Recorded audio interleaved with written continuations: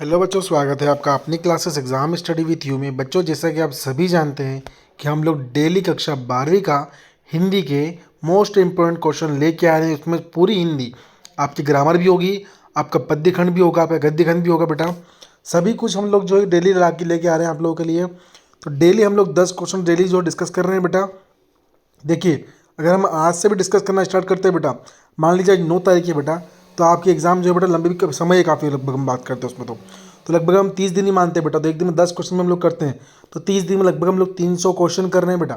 ठीक है, और विद सॉल्यूशन लेके आ रहा हूँ आप लोगों के लिए। ठीक है बेटा, तो देखिए बेटा, हम लोग स्टार्ट करते हैं। तो पहला क्वेश्चन हम लोग होगा आज का क्वेश्चन नंबर 21। उससे पहले एक छोटा सा आप लोग काम कीजिएगा कि चैनल पे अगर आप लोग नए हैं तो प्लीज़ आप लोग चैनल को सब्सक्राइब कर लीजिएगा और बेल आइकन को प्रेस करना आप लोग बिल्कुल भी मत भूलिएगा। ठीक है बेटा, तो देखिए पहला क्वेश्चन क्या बोल रहा है बेटा आज का, यदि शारीरिक रूप से चुनौती का सामना कर रहे व्यक्ति और दर्शक दोनों एक साथ रोने लगे तो उसके प्रदर्शनकर्ता लोगों का ध्यान कार्यक्रम की तरफ आकर्षित कर पाएंगे।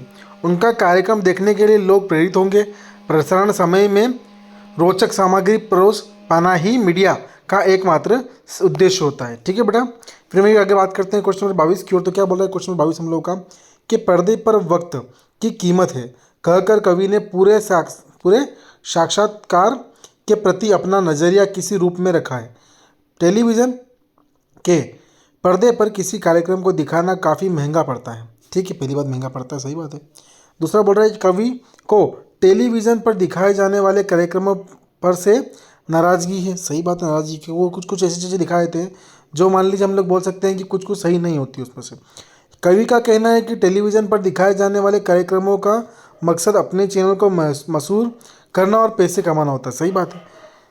अगर टेलीविज़न मान लो कोई सीरियल अगर आ रहा है, कोई नाटक अगर आ रहा है, कोई कार्यक्रम में प्रसारित हो रहा है, तो वो किसी न किसी उद्देश्य से ही कर रहा है। ठीक है, फिर वही बात करते हैं क्वेश्चन नंबर 23 की, कविता के किन उपमानों को देखकर यह कहा जा सकता है कि उषा कविता गाँव की सुबह का गतिशील शब्द चित्र है। तो निम्नलिखित उपमानों को देखकर कहा जा सकता है कि उषा कविता गाँव की सुबह गतिशील शब्द चित्र है। जैसे पहला क्या है, तो राख से लीपा हुआ चौक। दूसरा है बहुत काली सील जरा से लाल केसर जैसे भूल गई हो। ठीक है, भूल गई हो। फिर ये बात करें हम लोग तो क्या है कि स्लेट पर लाल खड़िया चाक मल दी हो किसी ने। ठीक है बेटा, पॉइंट है, उसके आंसर है। फिर हम बात करते हैं क्वेश्चन नंबर 24 की। क्या बोल रहा है कि अपने परिवेश के अपमानों का प्रयोग करते हुए सूर्योदय और सूर्यास्त का शब्द चित्रण कीजिए। तो प्रातःकालीन सूर्योदय हो रहा है जो ऐसा लगता है मानो अपने सुनहरे वस्त्र की रोशनी से आकाश और धरती दोनों को भर देता है। सभी अपने दिन की शुरुआत करते हैं, धीरे धीरे दिन आगे बढ़ता है। सूर्यास्त के समय ऐसा लगता है जैसे सूर्य हल्की लाल पोशाक पहनकर सोने के लिए तैयार हो जाता है। उसे देखकर सभी अपने दैनिक कार्य समाप्त कर सोने की तैयारी में लग जाते हैं। वहीं अगर बात करें हम लोग क्वेश्चन नंबर 25 की, तो क्या बोल रहे हैं बेटा कि उषा कविता में कवि ने भोर के नभ की तुलना किससे की है। तो उषा कविता में कवि ने भोर के नभ की तुलना राख से लिपे गए गीले चौक से की है। किससे की है? राख से लिपे गए गीले चौक से की है। क्वेश्चन नंबर 26 बोल रहा है कि अस्थिर सुख पर दुख की छाया। पंक्ति में दुख की छाया किसे कहा गया है और क्यों? अस्थिर सुख पर दुख की छाया पंक्ति का अर्थ है कि संसार में सुख हमेशा साथ नहीं रहते, इसलिए इन्हें अस्थिर कहा गया है और इन पर दुख की छाया हमेशा जो है मंडराती रहती है।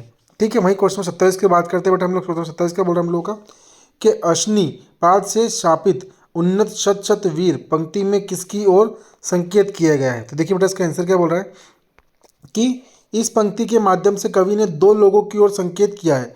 प्रथम में कवि उस पूंजीपति वर्ग को संबोधित कर रहा है जो किसानों मजदूरों का शोषण करते हैं। उन्हें इस बात का अहंकार रहता है कि उनका कोई काम या कुछ काम नहीं बिगड़ सकता है। दूसरे कवि बादल की ओर संकेत करता है कि उसके अनुसार बादल क्रांति का आगाज करते हैं। कवि कहता है कि तुम्हारे एक गर्जना से बड़ा योद्धा भी हार जाता है, अतः तुम क्रांति के कारण हो, तुम ही समाज के व्याप्त अत्याचारी का वध कर सकते हो। ठीक है बेटा, वही क्वेश्चन नंबर 28 की बात करते हैं। क्वेश्चन नंबर 28 क्या बोल रहा है बेटा हम लोगों का कि क्या है, विप्लव रव से छोटी ही है शोभा पाते। पंक्ति में विप्लव ख से क्या तात्पर्य है? छोटी ही है शोभा पाते ऐसे क्यों कहा गया है? तो पंक्ति में विप्लव ख से तात्पर्य है कि क्रांति जब आती है तब गरीब वर्ग आशा से भर जाता है एवं धनी वर्ग अपने विनाश की आशंका से भयभीत हो उठता है। ठीक है। फिर बोल रहा है कि छोटे लोगों के पास खाने के लिए कुछ नहीं है, कुछ है ही नहीं खोने के लिए। ठीक है, ही नहीं है, उन्हें सिर्फ इसके लाभ होगा। ठीक है, सही बात है। मैं क्वेश्चन में 29 की बात करता हूँ। हम लोग 29 का बोल रहा है कि कवितावली में उद्धव छंदों के आधार पर स्पष्ट करे कि तुलसीदास को अपने व्यंग्य की आर्थिक विषमता की अच्छी समझ है। कवितावली में उद्धव छंदों से यह ज्ञात होता है कि तुलसीदास जी को अपने युग्म की आर्थिक विषमताओं की अच्छी समझ है। उन्होंने समकालीन समाज का यथार्थपरक चित्रण किया है। उन्होंने देखा कि उनके समय में बेरोजगारी की समस्या से मजदूर, किसान, नौकर, भिखारी आदि सभी परेशान हो रहे हैं। ठीक है बेटा, हो रहे थे। वहीं क्वेश्चन नंबर 30 की बात करते हैं। क्या बोल रहा है कि पेट की आँख का शमन ईश्वर राम भक्ति का मेघ ही कर सकता है। तुलसी का यह काव्य सत्य क्या इस समय का भी युग सत्य है? तर्क संगत है, उत्तर दीजिए। देखिए इसका आंसर क्या बोल रहा है बेटा, सुनिएगा आप लोग कि तुलसी ने कहा है कि पेट की आँख का शमन ईश्वर राम भक्ति का मेघ ही कर सकते हैं। ठीक है, ईश्वर राम भक्ति का मेघ ही कर सकते हैं। मनुष्य का जन्म, कर्म फल सब ईश्वर के अधीन है। निष्ठा और पुरुषार्थ से ही मनुष्य के पेट की आग का शमन हो सकता है। फल प्राप्ति के लिए दोनों में संतुलन होना आवश्यक है। ठीक है बेटा, तो देखिए बेटा क्लास हम लोग की आज की यहीं खत्म हो रही है।